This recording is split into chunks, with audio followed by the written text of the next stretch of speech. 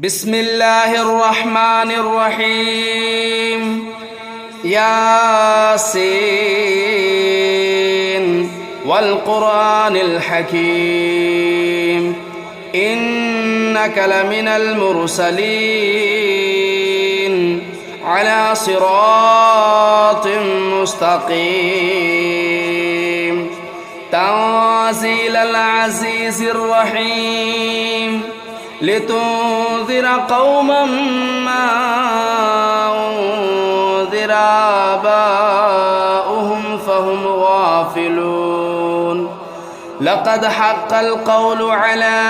أكثرهم فهم لا يؤمنون إنا جعلنا في أعناقهم أغلالا فهي إلى الأذقان فهم مقمحون وجعلنا من بين أيديهم سدا ومن خلفهم سدا فأغشيناهم فهم لا يبصرون وسواء عليهم أنذرتهم أم لم تنذرهم لا يؤمنون إنما تنذر من اتبع الذكر وخشي الرحمن بالغيب فبشره بمغفرة وأجر كريم إنا نحن نحيي الموتى ونكتب ما قدموا وآثارهم وكل شيء أحصيناه في إمام مبين واضرب لهم مثلا أصحاب القرية إذ جاءها المرسلون إذا أرسلنا إليهم اثنين فكذبوهما فعززنا بثالث فقالوا إنا إليكم مرسلون قالوا ما أنتم إلا بشر مثلنا وما أنزل الرحمن من شيء إن أنتم إلا تكذبون قالوا ربنا يعلم إنا إليكم لمرسلون وما علينا إلا البلاغ المبين قالوا إنا تطيرنا بكم لئن لم تنتهوا لنرجمنكم وليمسنكم منا عذاب أليم قالوا طائركم معكم أئن ذكرتم بل أنتم قوم مسرفون وجاء من أقصى المدينة رجل يسعى قال يا قوم اتبعوا المرسلين اتبعوا من لا يسألكم أجرا وهم مهتدون وما لي لا أعبد الذي فطرني وإليه ترجعون أتخذ من دونه آلهة إن يردني الرحمن بضر لا تغن عني شفاعتهم شيئا ولا ينقذون إني إذا لفي ضلال مبين إني آمنت بربكم فاسمعون قيل ادخل الجنة قال يا ليت قومي يعلمون بما غفر لي ربي وجعلني من المكرمين وما أنزلنا على قومه من بعده من جود من السماء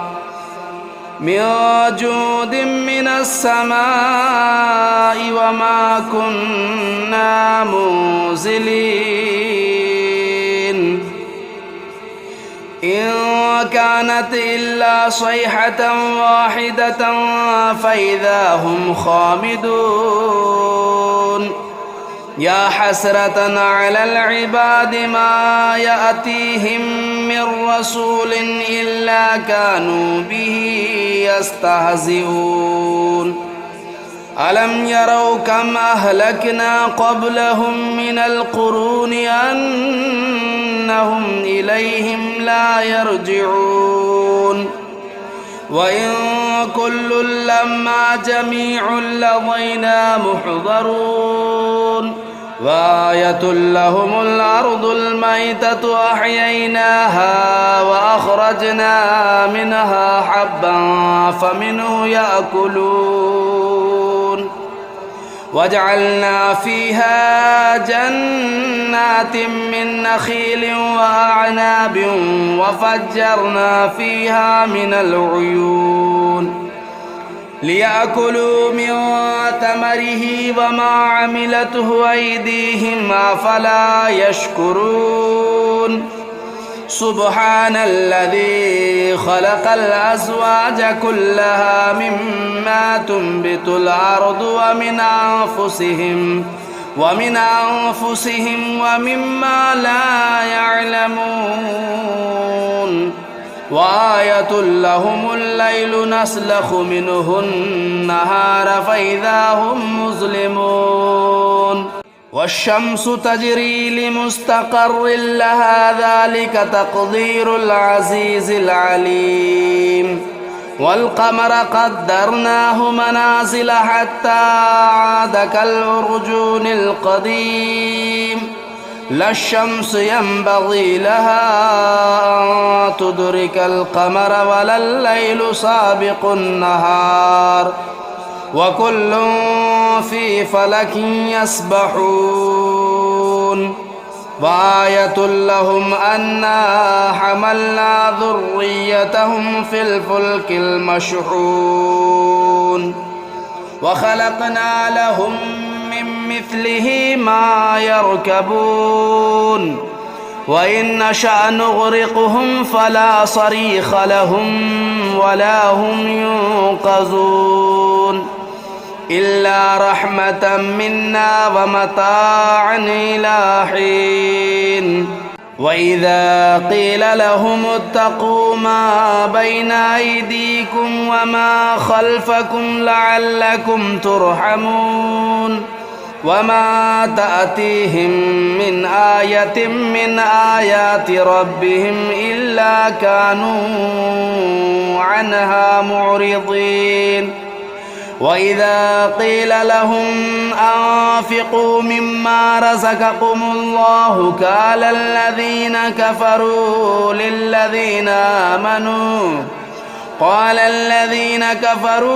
للذين آمنوا أنطعم من لو يشاء الله أطعمه إن أنتم إلا في ضلال مبين ويقولون متى هذا الوعد إن كنتم صادقين ما ينظرون إلا صيحة واحدة تأخذهم وهم يخصمون فلا يستطيعون توصية ولا إلى أهلهم يرجعون ونفخ في الصور فإذا هم من الأجداث إلى ربهم ينسلون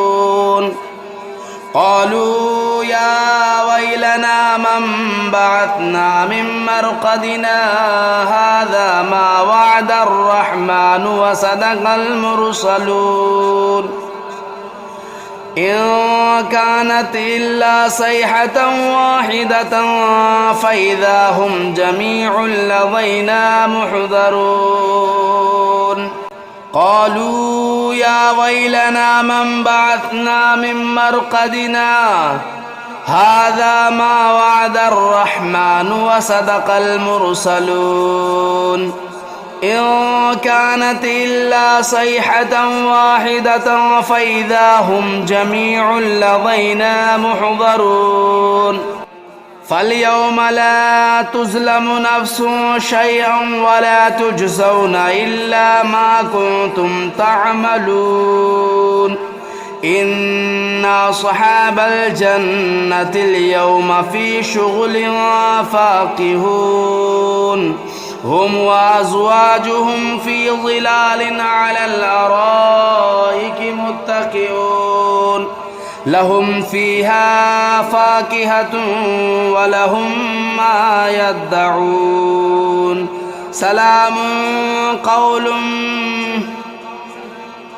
سلام قولا من رب رحيم وامتازوا اليوم أيها المجرمون ألم أعهد إليكم يا بني آدم ألا تعبدوا الشيطان إنه لكم عدو مبين وأن اعبدوني هذا صراط مستقيم ولقد أضل منكم جبلا كثيرا أفلم تكونوا تعقلون هذه جهنم التي كنتم توعدون اصلوها اليوم بما كنتم تكفرون اليوم نختم على أفواههم وتكلمنا أيديهم وتشهد أرجلهم بما كانوا يكسبون ولو نشاء لطمسنا على أعينهم فاستبقوا الصراط فأنى يبصرون ولو نشاء لمسخناهم على مكانتهم فما استطاعوا مضيا ولا يرجعون ومن نعمره ننكسه في الخلق أفلا يعقلون وما علمناه الشعر وما ينبغي له إن هو إلا ذكر وقرآن مبين لينذر من كان حيا ويحق القول على الكافرين أولم يروا أنا خلقنا لهم مما عملت أيدينا أنعاما فهم لا مالكون وذللناها لهم فمنها ركوبهم ومنها يأكلون ولهم فيها منافع ومشارب أفلا يشكرون واتخذوا من دون الله آلهة لعلهم ينصرون لا يستطيعون نصرهم وهم لهم جند محضرون فلا يحزنك قولهم إنا نعلم ما يسرون وما يعلنون أولم ير الإنسان أنا خلقناه من نطفة فإذا هو خصيم مبين وضرب لنا مثلا ونسي خلقه قال من يحيي العظام وهي رميم قل يحييها الذي أنشأها أول مرة وهو بكل خلق عليم الذي جعل لكم من الشجر الأخضر نارا فإذا أنتم منه توقدون أوليس الذي خلق السماوات والأرض بقادر على أن يخلق مثلهم بلى وهو الخلاق العليم إنما أمره إذا أراد شيئا أن يقول له كن فيكون فسبحان الذي بيده ملكوت كل شيء وإليه ترجعون بسم الله الرحمن الرحيم الرحمن علم القرآن خلق الإنسان علمه البيان الشمس والقمر بحسبان والنجم والشجر يسجدان والسماء رفعها ووضع الميزان ألا تطغوا في الميزان وأقيموا الوزن بالقسط ولا تخسروا الميزان والأرض وضعها للأنام فيها فاكهة والنخل ذات الأكمام والحب ذو العصف والريحان فبأي آلاء ربكما تكذبان خلق الإنسان من صلصال كالفخار وخلق الجان من مارج من نار فبأي آلاء ربكما تكذبان رب المشرقين ورب المغربين فبأي آلاء ربكما تكذبان مرج البحرين يلتقيان بينهما برزخ لا يبغيان فبأي آلاء ربكما تكذبان يخرج منهما اللؤلؤ والمرجان فبأي آلاء ربكما تكذبان وله الجوار المنشآت في البحر كالأعلام فبأي آلاء ربكما تكذبان كل من عليها فان ويبقى وجه ربك ذو الجلال والإكرام فبأي آلاء ربكما تكذبان يسأله من في السماوات والأرض كل يوم هو في شأن فبأي آلاء ربكما تكذبان سنفرغ لكم أيها الثقلان فبأي آلاء ربكما تكذبان يا معشر الجن والإنس إن استطعتم أن تنفذوا من أقطار السماوات والأرض فانفذوا لا تنفذون إلا بسلطان فبأي آلاء ربكما تكذبان يرسل عليكما شواظ من نار ونحاس فلا تنتصران فبأي آلاء ربكما تكذبان فإذا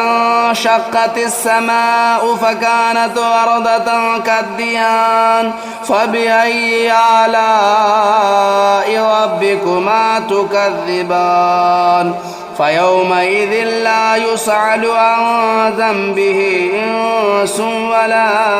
جان فبأي آلاء ربكما تكذبان يعرف المجرمون بسيماهم فيؤخذوا بالنواصي والأقدام فبأي آلاء ربكما تكذبان هذه جهنم التي يكذب بها المجرمون يطوفون بينها وبين حميم آن فبأي آلاء ربكما تكذبان ولمن خاف مقام ربه جنتان فبأي آلاء ربكما تكذبان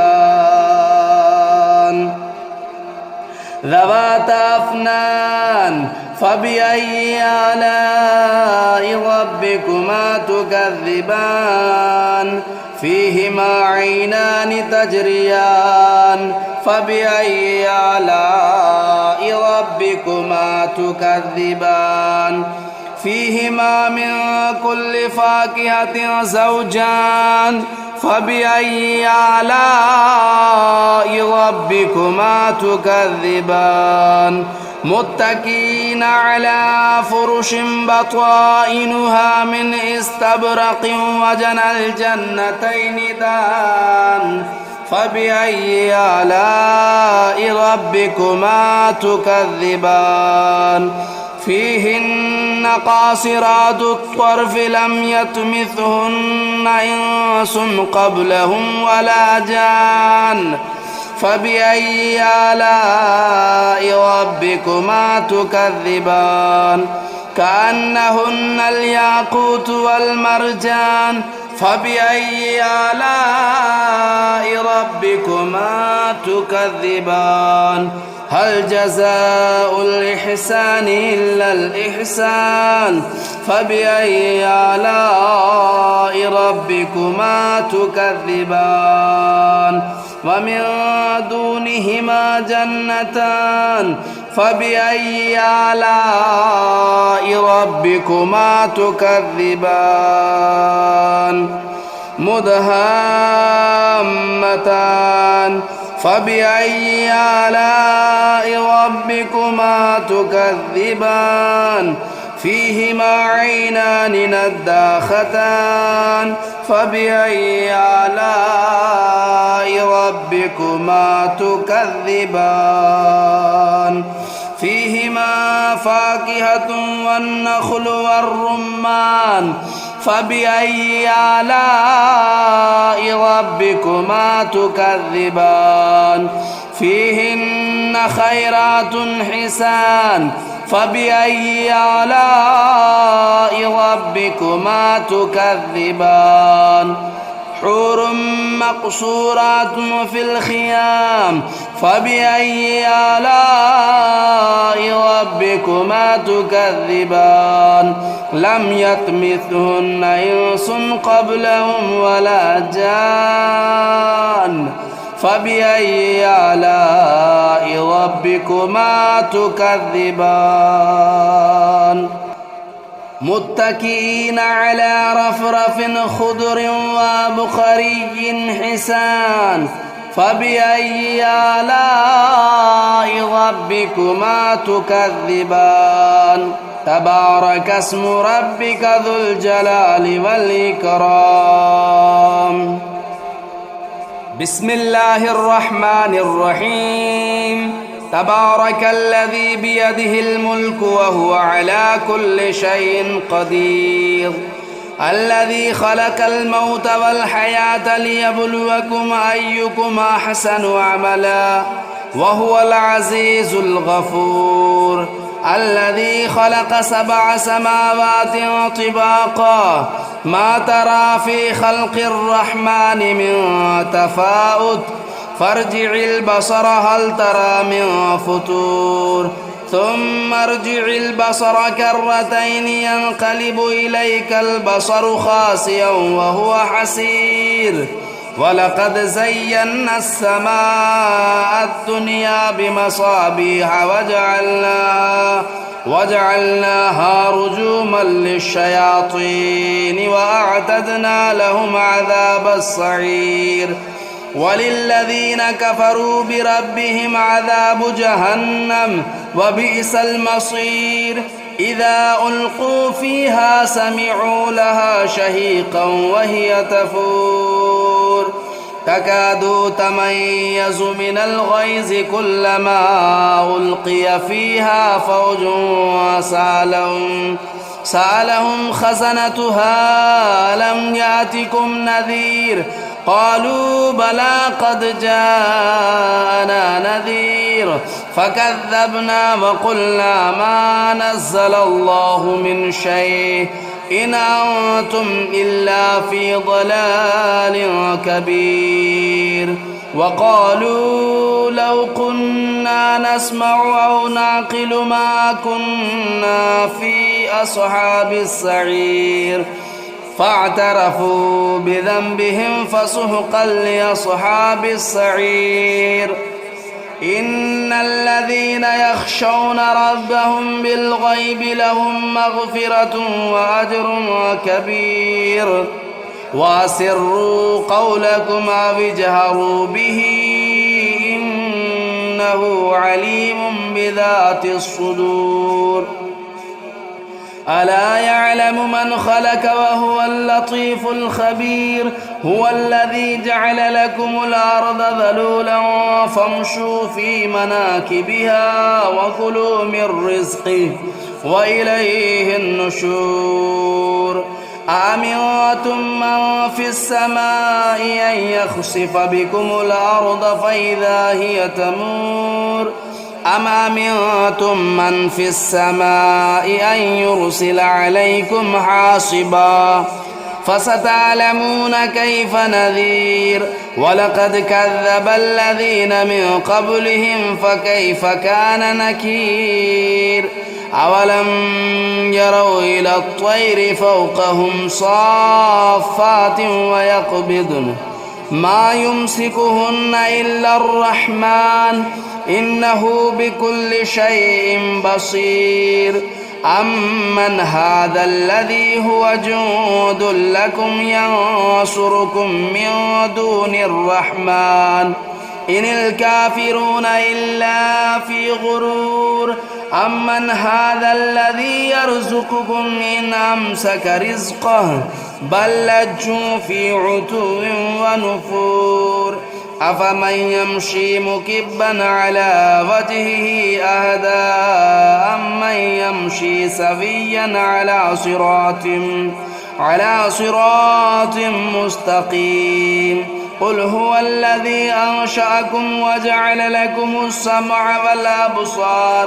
والأبصار والأفئدة قليلا ما تشكرون قل هو الذي ذرأكم في الأرض وإليه تهشرون